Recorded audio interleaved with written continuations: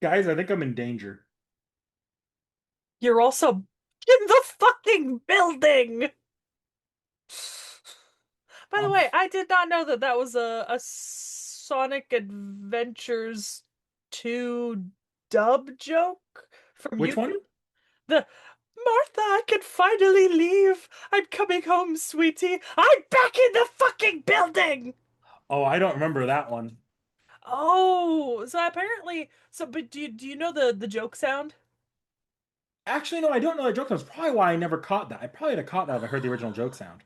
Okay. So it went viral on TikTok a while back. And that's where I know it from. But it's this audio where someone's going, Martha, I could finally leave. I'm coming home, sweetie. And then a couple minutes later, or they clip it, so it's immediately next, just goes, I'm back in the fucking building. And it's in reference to Eggman at one point in Sonic 2 Adventures. Like he goes through a door, and they're Oh, like, and that's all part of his I Miss My Wife Tales bit, isn't it? yeah, yeah. And then he's like, I'm back in the fucking building. And I'm like, that's got to be your internal monologue over any transmigration stories, isn't it? A little bit. A little bit. Like, I give you a brief moment of freedom and then you are pulled back in. Um, which is, I suppose, a pretty indicative commentary on what we read this week. In that we read My In-Laws Are Obsessed with Me. Um, Season one. So it's a webtoon. It's available on webtoon. I think, confirm for me if I'm wrong, but this is free to read up to the most recent chapters. Like you didn't Yeah, have to I didn't like have wait. any. I Okay. didn't have to wait at all on that. Okay. I thought it might have been, but because I've already read it, it wouldn't have shown up for me like that. So I couldn't tell when I gave you the chunk to read. And that would have been very annoying if it was one episode per day. Because those do not stockpile. You still just get one every day, regardless. Um, but yeah, this is a transmigration series. Yeah. Um, it's not well it so it's not waking up in a book or a video game. It's just her going back after she dies a little bit. And then, almost convincing herself that she's fucking nutters.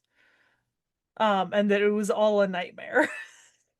Which I kind of admire, like too many of these girls just take this as like, ah, yes, that actually happened. It wasn't just a nightmare. Whereas our main character, Parashati here, is like, am I going nuts? Am I crazy? Am I the crazy one? Yeah, like, am I the problem? Spoiler alert, she is not the problem. The problem is, in fact, everybody else. The problem is literally every single other person in this world. For Parashati, once. yeah, Parashati is innocent and she never did any wrong. She wasn't even a villainess. Like, genuinely, she was not even a villainess. She was just a normal girl doing normal girl things, being very nice to everyone. And then her in-laws poisoned her to steal her money, and her fiance cheated on her with her stepsister. And then they poisoned her, and then she woke back up after dying and thought she was going crazy. So that's unique. And I mean, all she wants to do is like take care of like her land, you know. For once, we have a female who's inheriting her own title, like a female main character who, in theory, has her own title. Because normally it's that they're like the daughter of someone and they're having to like marry for freedom or Normally we go full medieval rules. Women can't own land. yeah, in this case, women can in fact own land, territory, and noble titles, which is See, good that's for the her. most fantastical thing about this. It really is. Um, so however, in what is definitely not any sort of contradiction or juxtaposition to the typical rules of one of these stories, obviously the only solution to her family trying to poison her is for her to go out and get married to some sort of like evil duke that no one knows anything about, who keeps to himself and has a ton of power. Um, Obviously. The It's one the that only everyone solution. thinks is a bad boy, but she sees that heart of gold in him. Nah, We've to be fair, she does not see a heart of gold in him. Not until after they're married. I feel like we've seen this plot line before. But in what? Okay, but I He's mean, not even the worst that we've seen so far out of no. all these. No. But the fun thing about her and her husband, spoiler, is that apparently his entire bloodline has cursed blood. So anyone who touches their blood dies a horrible, painful death. And she touches his blood on accident and then literally wakes up in a grave being buried in the back of his property somewhere. Like this man was full on going to conceal her death from the world. And then she wakes up and everyone's like, oh my God. When your manslaughter victim wakes up. Genuinely. And that's when the story starts to kind of change and evolve into what we typically see Wait, from. after he poisons her one more time. Yeah, but she wakes back up. It's fine. It's fine. She wakes back up. We're all good. Are we? I mean, they still have poisonous blood. It is, it's almost like acid. It's like a combination of acid, poison, and venom. Because it works on touch and ingestion. Well, some of their bloods are stronger than others. Some of them can have Yeah. side effect problems if you're even breathing it in. Yeah. Yeah. Where others you need, more effects. And then there's the actually tragic story of our male main character's sister, which is horrifying. Like genuinely horrifying. Like, oh my God, what the fuck? Like, this is definitely a curse of some sort placed upon this family. Like, what the fuck? Um, but yeah. So, I mean, how did you feel about this? You read all of season one, which is further than I normally have you, like, when you read paper volumes of books I give you, you're never reading an entire season at once. Like, normally we're having to No. go through like three or four books to read an entire season. And one of the comments that you've had before is that, like, one book at a time, often, like, especially with these intro books where there's like so many things that are exactly the same as every other book, it's hard to tell them apart and it's hard to kind of get into them. So how are you feeling about this, having read like the whole first season, which is 70 episodes? Something So like that. it was probably very, very beneficial because I think in this series I didn't find anything particularly interesting about the initial premise or setup because it's the same one we read Yeah. ad nauseum. Uh-huh. But what I found myself really gravitating towards were the character dynamics.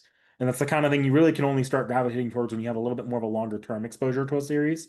So like the character dynamic between Parashati. Parashati and the her adoptive son. Aw, they're so cute Yeah. together. Or even Parashanti and her step family. Yeah, the Lapillions. Yeah, because I find their dynamic to be very like there's a lot of intrigue there and a lot where I'm like, you guys, maybe not by the end of the time we read it, but there was a point I was like, there might be some redemption arc in there. Not by the time we're done with it. Yeah, and I think it's interesting because the name is obviously, my in-laws are obsessed with me, and Hmm. knowing that this is sort of like a transmigrate, or not like a transmigration, but like you know, back in time romance story, right? You would think that that just means that, like, oh yeah, my in-laws love me, right? But that's not what obsessed means in this context, you know?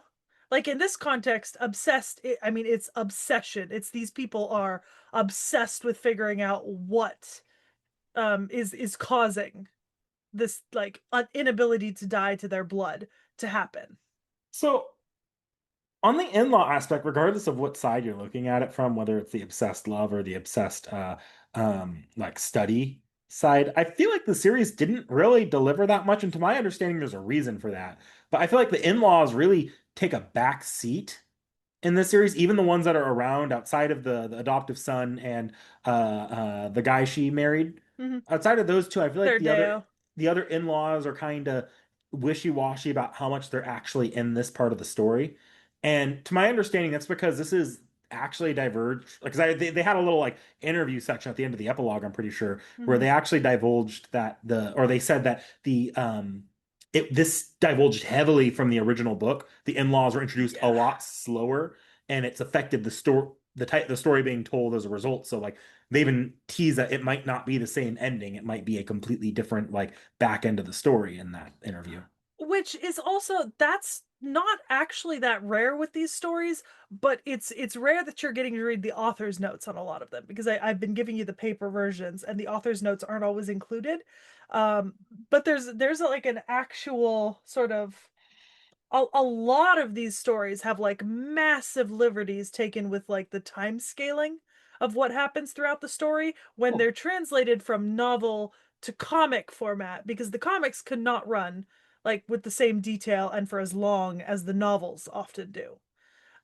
There's just, you can cover far less material in the same amount of pages when doing it as a comic than you can as a paper novel. and I'm sure they do, but we've even read one or two both. I think it's just the one where we've read both paper and Just the one. Yeah. graphic novel. But I think in this case, it's just particularly noticeable because it affects the core, like the premise of the series with the title. It affects how you perceive that.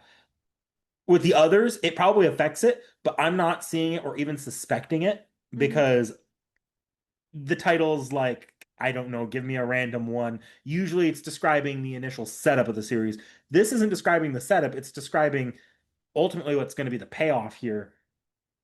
But the payoff is faster in the original than here, so it's a little bit more noticeable than if it just Yeah. describes the setup for the title and the premise.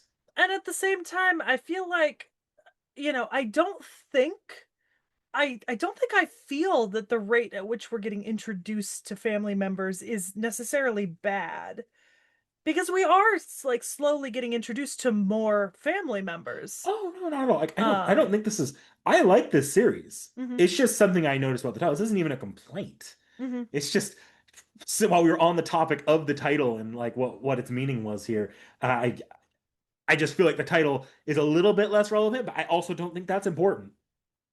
Yeah, cuz by the end of season 1 we've got the Duke, his adoptive son essentially, his sister, the family doctor and his mother? Was that in this season? Yeah, yeah, the Yeah, mother was in yeah, this season. yeah, his mother. That's the main cast of family members that we've been introduced to, right? Yeah, and towards the end of the season, that's when once we start having all of our players in because of one particular event in this season, Yeah. that's when it starts kind of pushing that they're obsessed with me aspect of that, particularly the son and the mother. Those two are hilarious. Yeah, yeah. I think it's so funny because like I'm gonna be honest, I for all that the character interactions are fascinating, Therdeo, the Duke, his entire character is just bad at communication. Like that's his whole character in this story is just a very attractive man who's incredibly bad at communication. Like it's not a complex character. No, and It's not. I actually think that dynamic is the one I'm the least invested in. Like, Well, sure, it's like the core point of the series that they're gonna get together. They're look, gonna get together. Therdeo is fine. You know who's more interesting? His sister, his mother, his adoptive son. It's the rest of the family that's interesting. And whatever's going on behind the scenes, which is has kind of been hinted at, but hasn't been. He had one really good character moment that I liked here, which was the when he and Prashanti get into a fight, or Parashanti. Sorry, I still don't know her name very well. So it's Para Shati. There's no N. Parashanti. Yeah. So when he and Parashati get into an argument over the potential of people selling their or someone in the family selling their blood, Yeah. and he doesn't want to accept it, and they get into a huge they have a huge falling out over this. And it turns out that while yes, he was angry and he argued, he still took her suspicion seriously and looked into it. That was a good character moment for me. Yeah, yeah, because I feel like it kind of obviously you can read into it a lot more than like maybe was intentional, but like it does show a lot about what I assumed to be his character, you know? Hmm. That he still took the time to look into it, but was also like furious about even the suggestion that someone in the family would betray them in such a way. Obviously, that's not something he could ever consider doing, or even think anyone could ever do. Um, which sort of makes the betrayal all the worse, in the end. Kind of an example of his, I guess, his own faith in his family. Like he could not did not want to believe that anyone in his family would be privy to that. And yet Parashati's kind of got a horse in this race because at this point they're kind of thinking that that's maybe what's causing her whole undead thing, you know? Hmm. And she's kind of got a horse in this race. She might not have acid blood, but she's being affected by this. Interesting. I think interesting things come out of that plot line in particular. Yeah, yeah, particularly the fact that like because they find the young girl who's being sourced for her blood, and it Yep. turns out her particular blood is not only killing people, it's sending them back in time. But like in different intervals and And I don't know that it's consistent for everybody because Mhm. supposedly they still sold this blood and it still killed people. Not there's not like 50 people back in time as far as we know. So far we only know three. Yeah, yeah. So far we've got Parashati, the princess, and the other one. The villainess, the actual Yeah, villainess of the series. that's the one. Yep.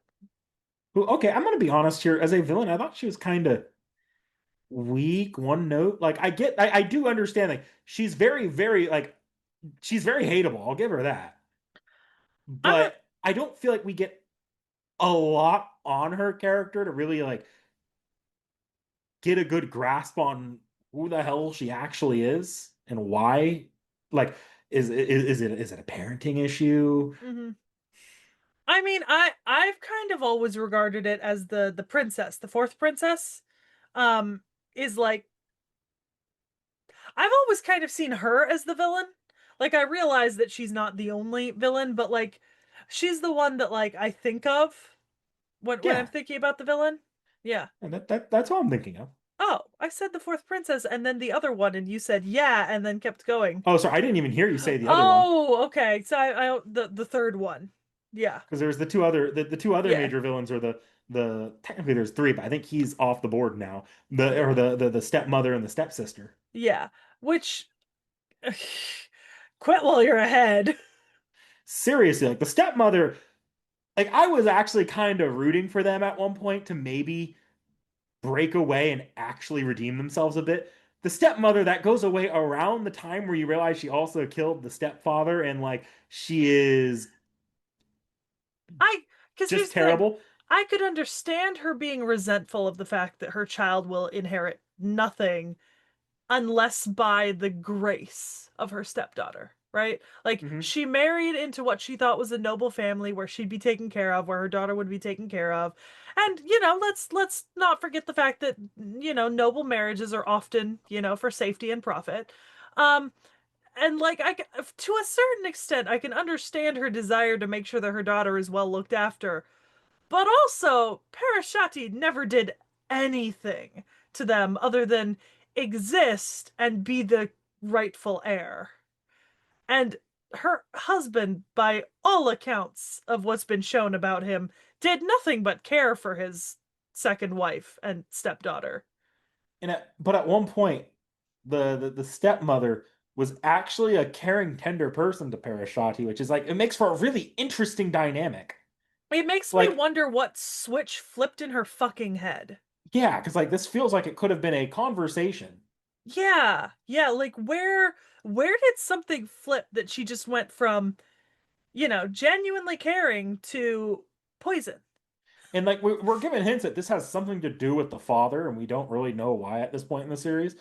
Uh, but like, But to be fair, we've also seen a predominantly biased perspective on Parashati's father because most of what we've learned about him is from yeah, Parashati, and yeah. obviously he treated her very well. So like Um, there absolutely could be something there, and that's kind of like the one last thing I'm hoping for with that character, as far as like if that character were to have any kind of redemption. The stepdaughter, though, like the stepdaughter, I had the highest hopes for her right after the trial when she's like, Mother would never do that. Mother didn't do that. You did that? And then she still sticks around. If she hadn't stuck around, I'd be like, nah, nah, I'd be like, yeah, maybe there's a chance. but But she, then she stuck around and remained as vile about it too. yeah, yeah. And then the fourth princess is just an actually terrible person. Like she is Yeah. just a horrific fucking person. Like genuinely evil. Spoiled, privileged, and evil. I can appreciate that. Like, I get it. Like I get making a very hateable character. I feel like it I feel like she's the least interesting of the villains. I think because her biggest reason for being a villain is just wanting to get what she wants.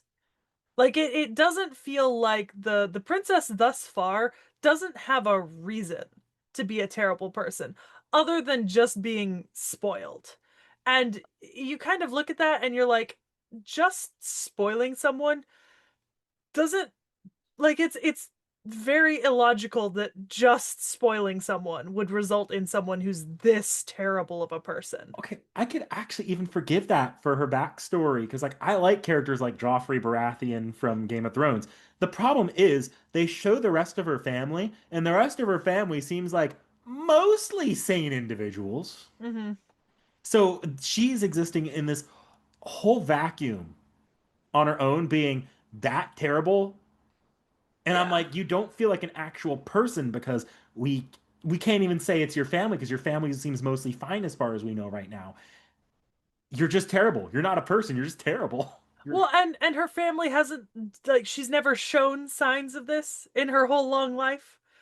Like surely someone would have noticed that she's a horrible fucking person and tried to do something. Like surely not. It just it's impressive. Um but for all that we have like these villains who I gotta admit could be more interesting as the story goes on, but for now are kind of one note. Um I do appreciate the fact that they are not featuring in like every single fucking oh yeah. chapter. And being clear, I actually do find the stepmother and stepsister interesting, even if I think they are irredeemable at this point mostly. Hmm. I find them very interesting characters, and I do like what they do for the story. Hmm. I just think they're also irredeemable pieces of shit by this point. Yeah.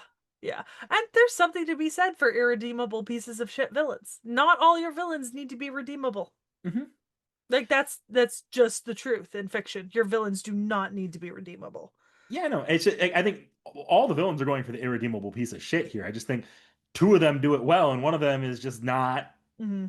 not a character yet. Yeah. On that note though, I am impressed by the authors. I'm impressed by how good the author is at consistently giving us character progress for Parashati. Because she like over the course of these episodes she is learning to be more assertive, like taking control, doing things on her own and like expressing her opinions more and more, you know. I think Hmm. she's also kind of stepping out of that like constant fear or like paranoia, which is nice because I feel like not to call out another series, but like for example the Abandoned Empress, I feel like she spends the entire series constantly paranoid and terrified, only to flip it around at the very end. You know? Whereas here we've got a character who's learning and growing and evolving. You know, by the end of season one, she's not treating Therdeo like he's gonna murder her if she says the wrong thing. She's talking back to him. She's expressing her opinion. I can appreciate that. I've read enough of these that that is a rare character trait. I'm pretty sure she was already able to do that by like a week in. Yeah, she's growing. I appreciate it. That happens so rarely. So very rarely. I think it's like you brought up the abandoned empress, and that's the one where like she wants to be a knight, right? Yeah. Yeah. Like that one, I feel like they really like she was growing, but the problem was like the character flip that was the big point of the finale of the series was just a huge like 180 on her opinions, like not even a volume prior. Hmm. So like here though, I don't know if I can make comparisons yet. Series isn't over. Series isn't over. I was pretty positive on Abandoned Empress to like the final volume. So Yeah, and to be fair, you'll have a bit of a break before I have you read this one because seasons seem to work well so long as I do them in moderation. And season two is not over yet. It's currently on hiatus mid-season.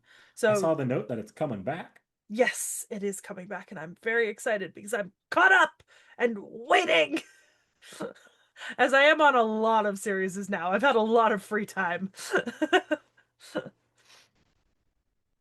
But yeah, I think it's I can also see that like the plot of the series is also moving along. Like things are getting accomplished at a reasonably fast pace. Like not too fast that you don't get to sit on things like, oh my God, someone in the family has betrayed them all and they're selling our blood for murder. But you're also not sitting on it for 40 chapters. Hmm. Um, which is nice. That's a good balance to hit. Um, so I like the characters. I like the pacing. The story is I can't say it's 100% unique, but it's got enough elements that aren't one to one repeated with any other stories I've read that I'm not having trouble differentiating it. Is the best way I can describe its sort of place compared to all the rest that I've read, if that makes sense. Yeah, it makes Yeah, sense to me. yeah. And the art is amazing. But the art's always amazing. That's not special. It's just good. No, I wouldn't like I wouldn't say about manhwa in general, but the stuff we read on the channel. Yeah, yeah, yeah. A lot of webtoons and manhwa do have very good art. Um, I think in general though, a lot of that just comes from if you have less panels and you're putting the effort into coloring it, you put a little bit more focus, you know? Look, I'm not gonna name names here, but both manhwa, manga, across the board, there are always those series where the art is not the selling point. Well, yes. I could name names. I'm not gonna name names. I'll name a name. I don't like the art from Noblesse. Fine, if we're gonna trade names, Hunter x Hunter is famously terrible art. Yeah. Yeah. There's always ups and downs. Yeah. This is decent. I like it. Um, it's also the art style here is actually different enough to a lot of the other ones we've read that it's not hard to like picture in my mind the differences. It's actually I would argue that it's much simpler. Like the characters are drawn in a much simpler way. But I think it allows honestly for a greater range of emotion and expression from panel to panel when the characters are all drawn like extremely detailed and like super pretty all the time, but then you don't have a huge range of facial expressions that you can put on them that really look that different because there's so much detail that you have to be getting the same every time. So when you start to try to put something absurd on their face, it just turns into like a chibi or something. I feel like here the art style is actually simplistic enough that they're getting a very wide range without panels being outright gag panels. Yeah.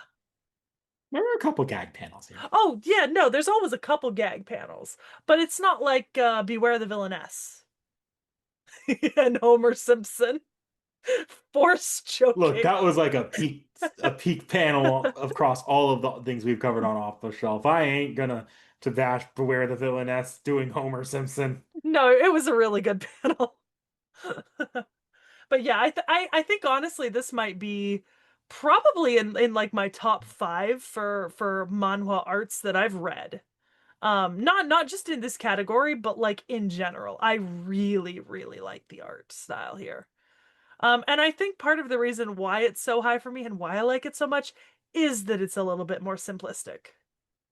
Like just slightly less perfect and polished. So I'm a big fan of that. That's fair. That's fair. Yeah.